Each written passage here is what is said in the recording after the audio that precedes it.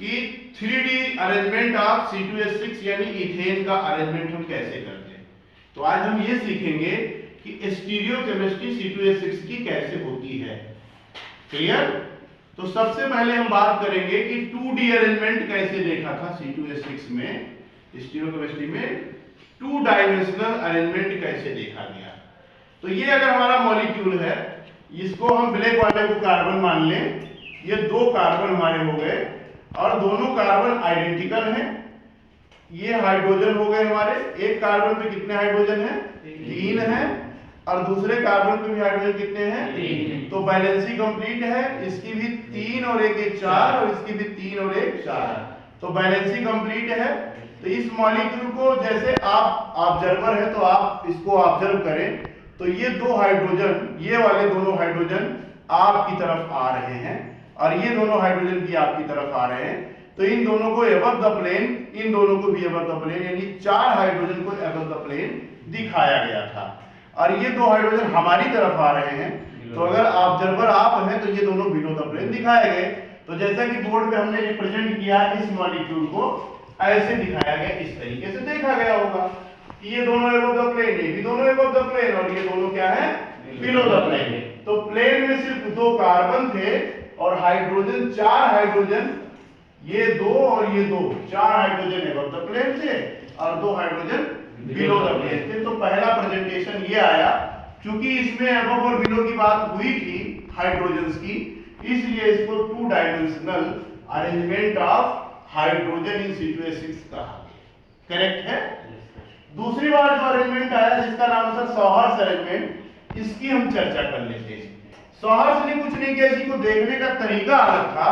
उसने इसको जो है इस तरीके से देखा था, इस तरीके से। अगर इस तरीके से हम देखें ऐसे, मतलब आप देखें, आप लोग ऑब्जर्व करें, तो ये दोनों क्या है? एबव द प्लेन है और ये क्या है? दोनों आपके लिए बिलो, तो हमारे तरफ आ रहे हैं वो बिलो द प्लेन है अगर ऑब्जर्वर आप हैं। और ये दोनों जो हमने पकड़ रखे हैं, दोनों क्या है? In the plane. तो 2 hydrogen in the plane, 2 hydrogen above the plane और 2 हाइड्रोजन बिलो द प्लेन। लेकिन इसको अरेंज जैसे किया, लेकिन ये बोल नहीं पाया इस बात को, सिर्फ इसने देखा इस तरीके से, लेकिन बात को कह नहीं पाया। तो इसलिए इसको कहा गया सॉहर्स रिप्रेजेंटेशन ऑफ मॉलिक्यूल। अब इसी को फ्लाइंग मेज ने बात को कह दिया, कहा नहीं सर, जो हम लोग देख पा रहे हैं ये दोनों प्लेन में हैं और ये अबव द प्लेन है, ये बिलो द प्लेन है।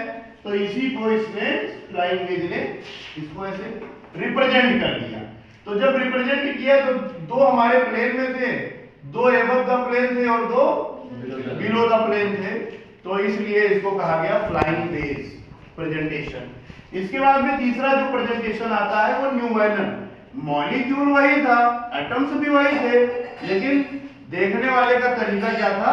अलग था। तो इसमें क्या था कि इसी को ऐसे देखा गया, इस तरीके से। आप अगर ऑब्जर्वर हैं तो आप देखेंगे, तो इसको C1 मान लें, इसको C2 मान लें, तो 1 2 3 क्या हो गए?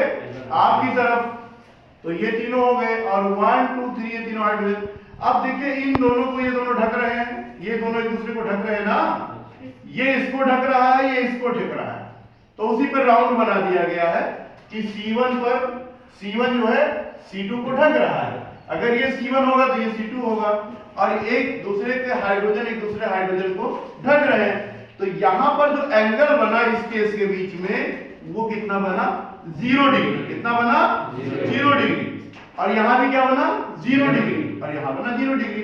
इसीलिए ये हमने दिखा तो दिया, लेकिन एक दूसरे को एक्चुअल में ढक रहे हैं, इसीलिए इसका नाम दिया गया इक्लिप्स। क्या दिया गया?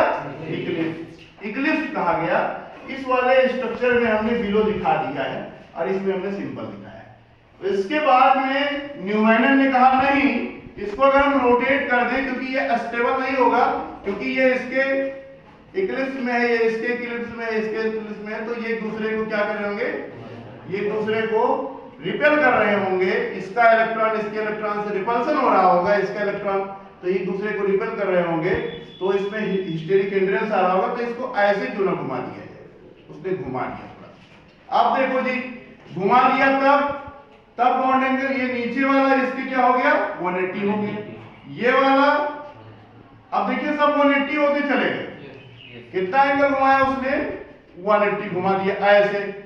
इसका ये 180, इसका ये 180, इसका ये 180, देख रहा है कि नहीं? 180 रोटेट कर दिया। अब कहा कि ये ज्यादा स्टेबल होगा। क्या होगा? ज्यादा, क्योंकि स्टेरिक हिंड्रेंस क्या हो जाएगा इसमें? कम हो जाएगा। तो अगर हम इस चीज को समझें, एक बार फिर से समरी करें, तो पहले इसको इस तरीके से देखा गया, 2D था ये, करेक्ट। उसके बाद में इसी को रिप्रेजेंट कर दिया गया ऐसे, above the plane, below the plane, in the plane, flying wedge हो गया। और उसके बाद में इसी को साहस कहा गया जब इसमें कोई प्रेजेंटेशन नहीं दिया गया, सिर्फ स्ट्रक्चर को दिखाया गया। और ऐसे इसको कहा गया न्यूमैनल इक्लिप्स। और जब इसको रोटेट करके स्टेबल कर दिया गया तो क्या कहा गया? न्यूमैनल स्टेगर्ड। इसको क्या कहा गया? न्यूमैनल स्टेगर्ड। तो अगर आप इतना सीख जाते हैं तो स्टीरियोकेमिस्ट्री की एबीसीडी आप जान जाते हैं। और 90% स्टीरियोकेमिस्ट्री यहीं से स्टार्ट होती है। मतलब कि आपने टेबल और नंबर्स आपने आज सीख लिया मैथमेटिक्स की माने तो। Thank you very much.